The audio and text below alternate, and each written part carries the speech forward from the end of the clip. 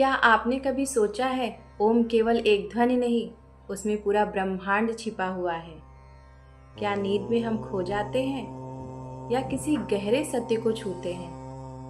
क्या आत्मा केवल शरीर तक सीमित है या ब्रह्मा के साथ एकाकार है? आज हम इन्हीं प्रश्नों का उत्तर उपनिषदों से खोजेंगे। ओम ब्रह्मा का प्रतीक है। उपनिषद कहते हैं ओम इत्ते तदक्षरम इदम सर्वम, यह ओम ही सब कुछ है। अक्षरों जैसे ए यू एम और उनका लयबद्ध उच्चारण हमें ब्रह्मा तक लेकर के जाता है। आ जागृत अवस्था, उ स्वप्न अवस्था, म सुसुप्ति और इन सबके परे तुरी परम ब्रह्मा होता है। जैसे एक बीज में पूरा वृक्ष छिपा हुआ है, वैसे ही ओम में पूरा ब्रह्मांड और ब्रह्मा समाये हुए हैं। जीवन की 4 अवस्थाएं होती हैं। पहला जागृत अवस्था, जब हम इंद्रियों से बाहरी जगत को अनुभव करते हैं। दूसरा है स्वप्न अवस्था, जब मन भीतर से अपनी दुनिया को रचता है। और तीसरा है सुसुप्ति, जब कोई अनुभव नहीं, केवल गहरी शांति होती है। तुरीय, ये चौथा है, जब आत्मा ब्रह्मा के साथ एक हो जाती है। जैसे 4 दिशाओं से घिरा मनुष्य एक केंद्र की ओर जाता है, वैसे ही ये 4 अवस्थाएं आत्मा को ब्रह्मा तक लेकर के जाती हैं।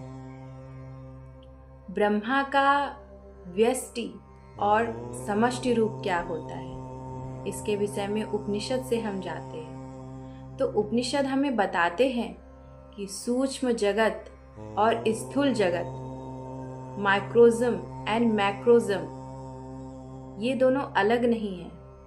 व्यक्तिगत आत्मा जैसे जीव और सार्वभौमिक आत्मा ब्रह्मा, ये दोनों एक ही हैं।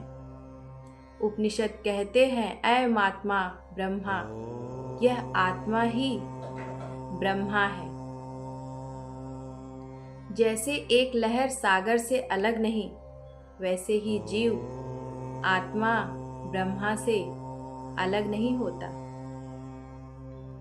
ब्रह्मा की सर्वव्यापकता क्या होती है?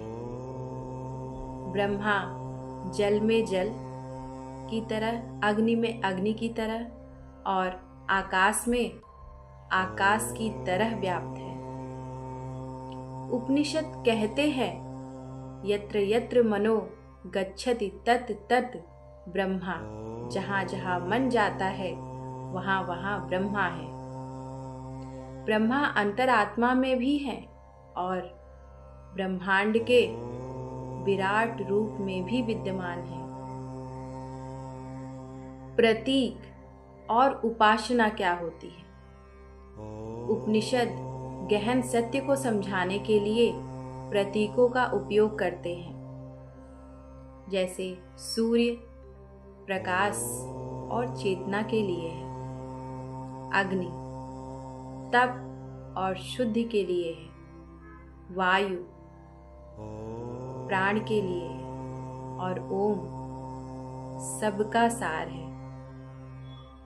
जैसे बच्चा अक्षर पढ़कर भाषा सीखता है, वैसे ही प्रतीक हमें ब्रह्मा तक ले जाने की सीढ़ी बनते हैं।